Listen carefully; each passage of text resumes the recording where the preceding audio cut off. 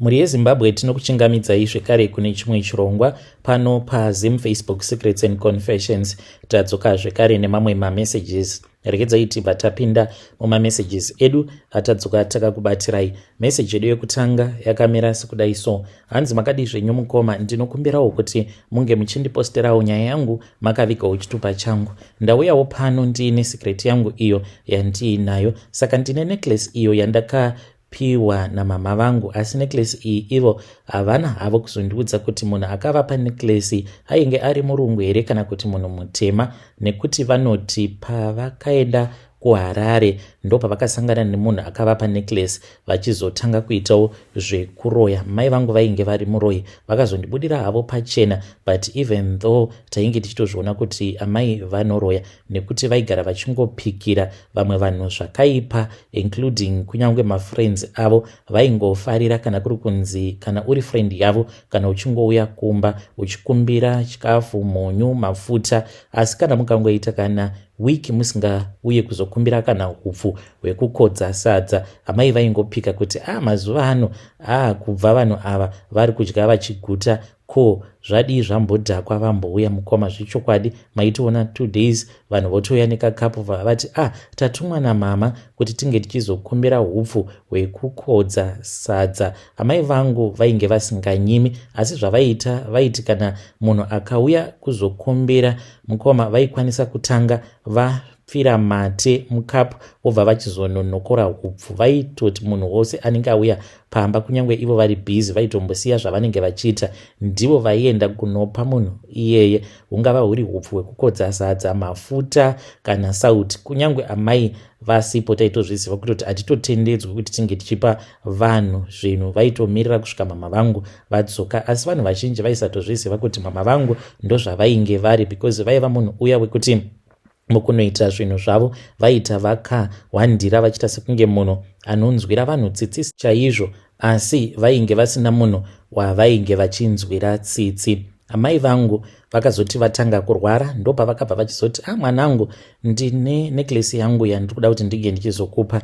Necklace iyi vaingoipfeka kana kuri kunzi muvhileji kana kuti mumhuri munenge mafiwa, ndo pataivaona amai vakapfeka necklace iyoyo. Vakabva vazonditi necklace iyi unongoipfeka kana kuri kunzi panenge paitika rufu, kunyange munharaunda maunenge uchazogara mwanangu, kubva maybe uchazoroorwa wachizoenda kunogara kune imwe nzvimbo, usakanganwa mutemo uyo wandiri kukupa, nekuti kana ukakanganwa uchatanga kupenga. Wazvinzwa here? Amai vangu vakaramba vachingodzokorora ipapo kuti usambofa wakakanganwa. Kana kuri kunzi munharaunda maunenge uri, kana ukanzwa zvichinzi maitika rufu, ukaona pakatoungana vanhu pachitonzi pane rufu, kunyange pasina anenge akuudza, unofanira kuti unge uchikasika watora necklace iyi obva wachizoipfeka kuzonosvika vanhu vachizonopararira. Saka mai vangu vakazoshayika, ndikatora necklace iyoyo. Handina wandakaudza kuti amai vainge vandipa necklace.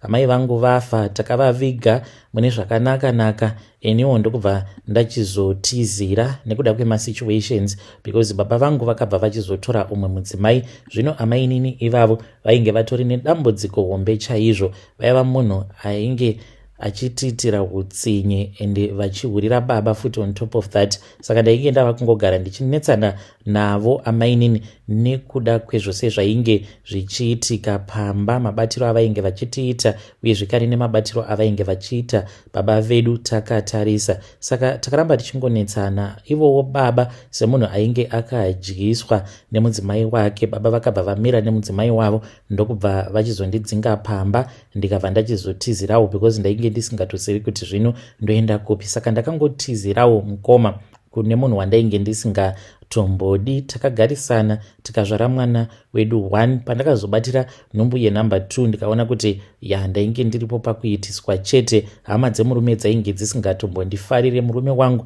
akawana basa muHarare akandisiya ndichitambura nenhamo kwamutoko. Ndaitoonekwa sekunge ndainge ndatova slave ndichiitiswa mabasa ose epamusha, asi ndakazongoti Mwari ndivo vanoziva. Ndikabva ndachizongosiya musha wacho ndokubva ndachizouyawo kunoku kwandiri kuJoni. Saka ndakauya kunoku mukoma after imwe friend yangu asiyawo murume wake akabva ati ndava kumboenda kuna sisi vangu vanogara kuJohannesburg. Saka akazoti uya kuno kuJoburg ndokubva achizondifonera akati iye paainge agere zvakanaka ende kwainge kuine kwaainge akatovimbiswa basa, asi vainge vakamirira kuti pange pachiwanikwa zvekare umwe munhu, because murungu wacho ainge achiti ari kuda vanhu vaviri vekuti anovadzidzisa basa same time. So ndakabva ndachizouya kuno, mukoma ndauya kuno, chandakaonaka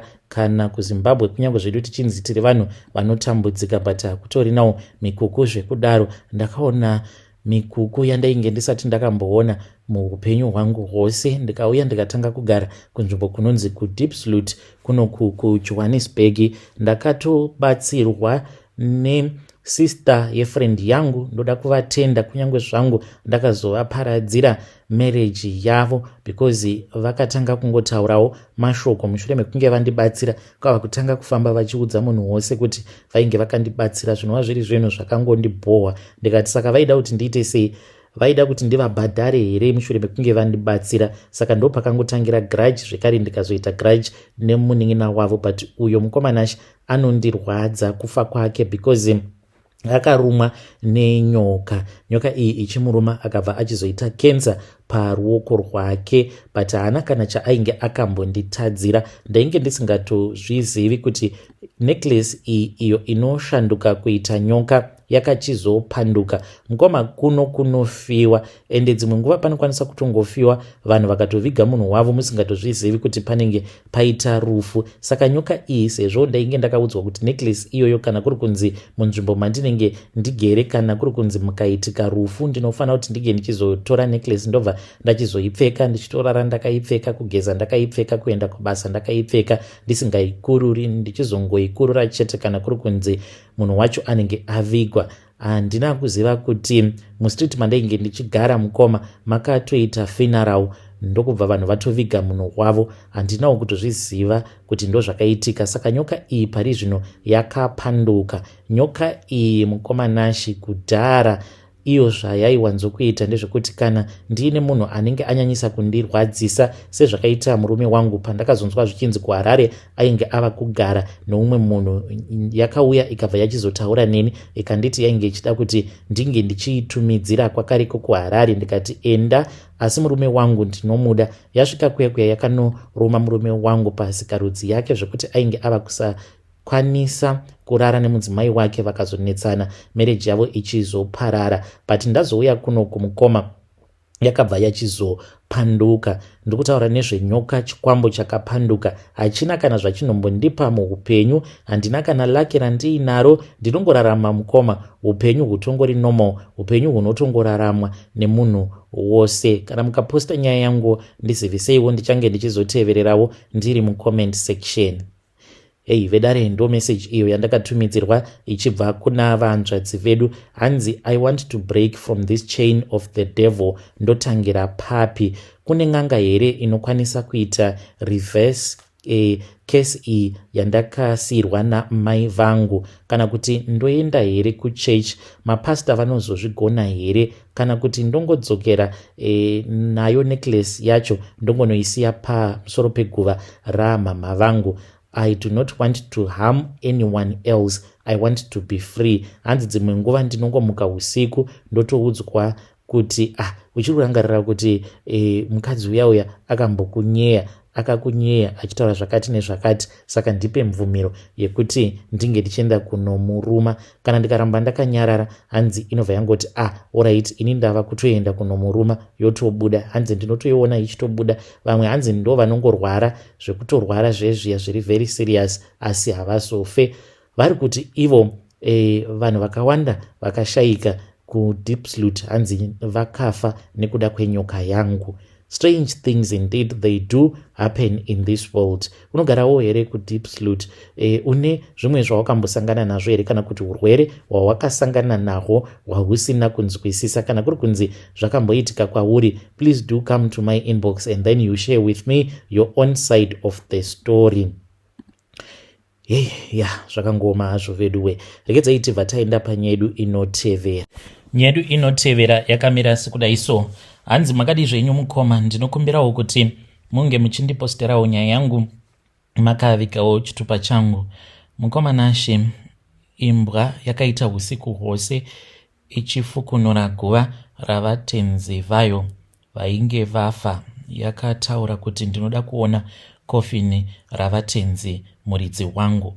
Apa muridzi wayo ainge ava ne3 days mushure mekunge avigwa. Please post for me, ndinokumbirisawo chitupa changu kuti munge muchindivigirawo chitupa changu, nekuti muri munhu wekuziva. Iniwo ndiri muroora, ndinozorambwa nemurume kuti ndafumura zvinhu zvemumusha mavo. Ndapota yuwi, musambofa makapakana ani zvake mafone numbers angu.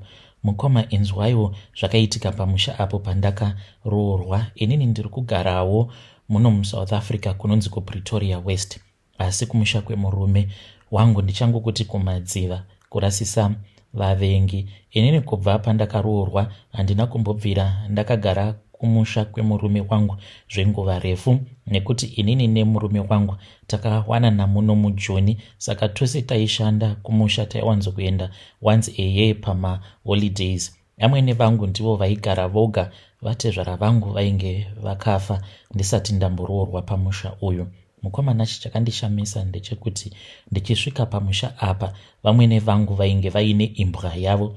Imbwa iyi yainge iri yeblack kudaro, yaiva nemaziso ainge achityisa. Imbwa iyi yaiva ine mutemo wekuti airohwe kana kutukwa nani zvake. Mukoma, waitoti kunyangwe ikahukura, hungava kuri usiku zviya zvekuti yaiwanzo kufarira kuuya yobva yachizomira pahwindo. Hamene kuti yaiziva sei kuti mubhedha wako unenge wakauyisa nechepapi, ndopa yaiuya ipapo yobva yamira, yobva yatanga kubhonga ichibhonga.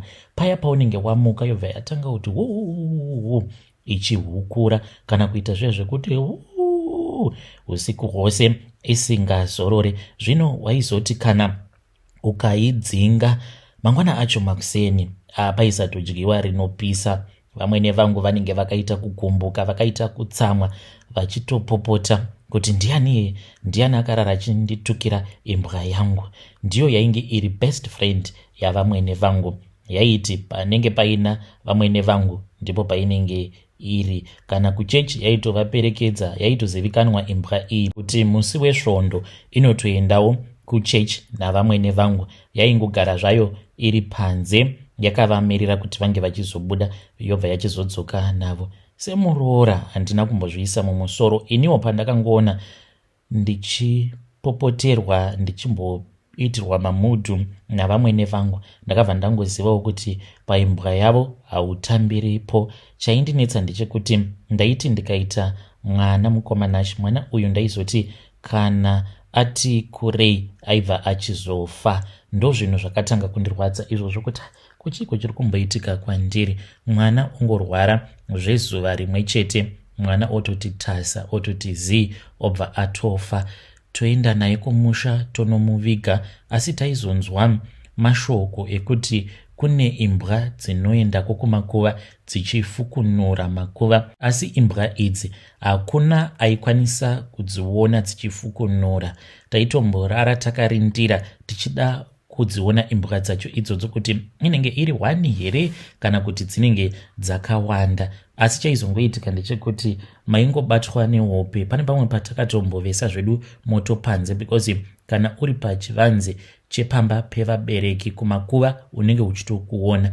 Tikatombogara paya pachivanze tichidziya zvedu zimoto redu ratainge tavesa, takangotarisa, asi takangotsumwaira Mukoma Nashe. Tatsumwaira kudaro, vamwe banguru ndo vakazotita zvokuvhunduka. Ivo banguru vanototi vakanzwa kunhuhwirira fodya, because vanosvuta fodya vari kuhope. Ndo pavakabva vachizotanga kuteverera munhuhwi uya wefodya, vakabva vachizoona vari kumakuva. Vanoti vakaona imbwa dzainge dziri 3 dzavakaona dziri bhizi dzichifukunura guva, vakabva vachizovhunduka kwava kuti mutsa tose. Mukoma Nashe, takabva tachizoenda kumakuva nematochi, wanikwe kuti guva ravatezvara rainge rakaita kufukunurwa, rakacherwa musaidi. Apa ndiri kutaura nezveguva rinenge ritori netombstone. Imbwa idzi dzaitanga kudhiginura pasaidhi dzichichera mwena dzobva dzatanga kukweva mabhonzo mukoma. Imbwa iyoyo inoita zvinhu